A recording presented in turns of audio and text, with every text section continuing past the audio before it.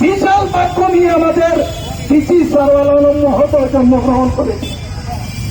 কারণ এই সিলেটের প্রতি উনার যে উদারতা, সিলেটে বদলি হওয়ার পর এই সিলেটবাসীকে নিয়ে উনার যে চিন্তা ভাবনা, উনার যে আমাদের প্রতি যে আবেগ কাজ করছিল, সেই আবেগের বিরুদ্ধে যারা দাঁড়িয়েছে তারা কারণ আমরা এটা মানতে পারি না। এই বাংলাদেশের কোন অঞ্চলে যদি কোন মানুষ, কোন সরকারি কর্মকর্তা ভালো কাজ করে সাথে সাথে ওনাকে বদলি করা হয়। যারা করে উনারাও সরকারি অফিসার, যাকে করেন উনিও সরকারি অফিসার, কিন্তু ব্যবধান হচ্ছে তিনি যাকে বদলি করা হয় উনি মাঠ পর্যায়ে কাজ করেন।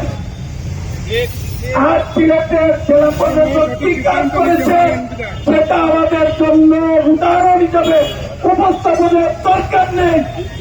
অচিরেই যে কাজ করছে সেটা বাংলাদেশে প্রায় 20 কোটি মানুষের সাক্ষী হয়ে আছে।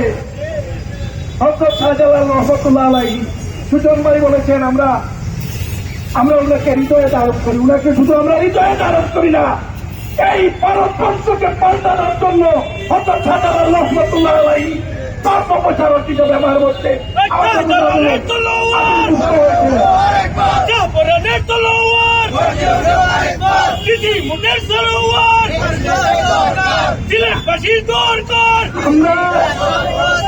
আমরা ইতিহাস না জেনে উনাকে এখন যে উপলক্ষে দাঁড় করিয়েছি তার জন্য আমাদের সিলেটে অনেক ধরনের দুর্ভোগ পোহাতে হচ্ছে। কারণ হযরত শাহজালাল রহমতুল্লাহ আলাইহি এখানে ধর্ম প্রচারের জন্য এসেছিলেন।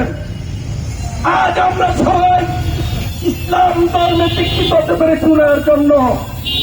উনি কোথাও ঘোষণা দিয়ে যান নাই যে উনার মৃত্যুর পর উনার কবরকে উপলক্ষ করে চাঁদাবাজি করা হবে, এই টাকা আত্মসাৎ করে বাড়ি গাড়ি করা হবে, এ ধরনের কোন অবস্থান উনি উপস্থাপন করে যান নাই।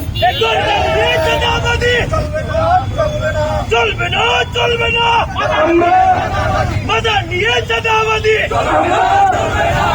আমরা আমার ভাই সুজন বলেছেন যে মাজারে এত টাকায় হয়, এই টাকা কোথায় যায়?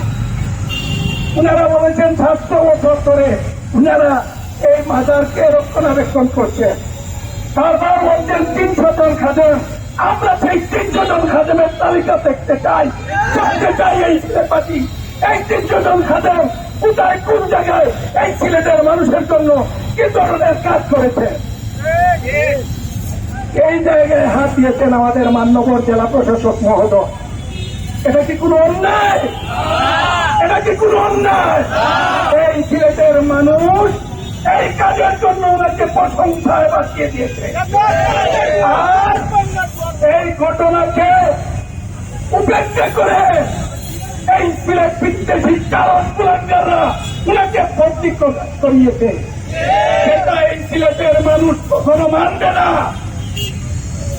আমরা আজকের এই অবস্থান কর্মসূচি থেকে গণপ্রজাতন্ত্রী বাংলাদেশ সরকারের মাননীয় প্রধানমন্ত্রী, জনপ্রশাসন মন্ত্রী এবং দায়িত্বশীল যারা আছেন তাদের সকলের প্রতি উদাত্ত আহ্বান জানাই। আপনারা জানেন এই সিলেট আসনে যারা যিনি জয়লাভ করেন সংসদ সদস্য হিসাবে উনারা সরকার গঠন করেন।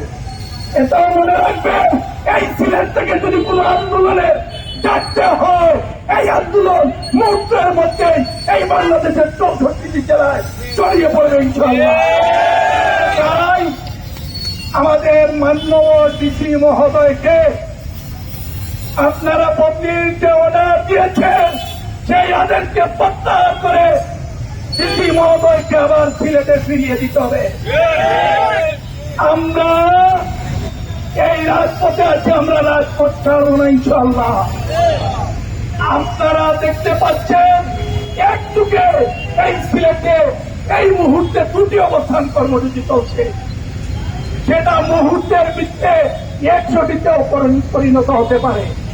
তাই আমরা গণপ্রজাতন্ত্রী বাংলাদেশ সরকারের দায়িত্বশীল ব্যক্তিবর্গদের প্রতি উদাত্ত আহ্বান জানাই, ভালো কাজ যারা করে তাদের সাথে পত্নী খেলা বন্ধ করুন। এই বাংলাদেশে ভালো কাজ হচ্ছে না, ভালো কাজের উদ্যোগ দিলে তাদেরকে বন্দী করা হয়। এটা আমাদের জন্য দুর্ভাগ্যজনক, এটা আমাদের মধ্যে হতাশা তৈরি করে। ভালো কাজের উদ্যোগ আর কেউ নেবে বলে আমাদের মনে হয় না। দাও, গুলিয়ে দাও।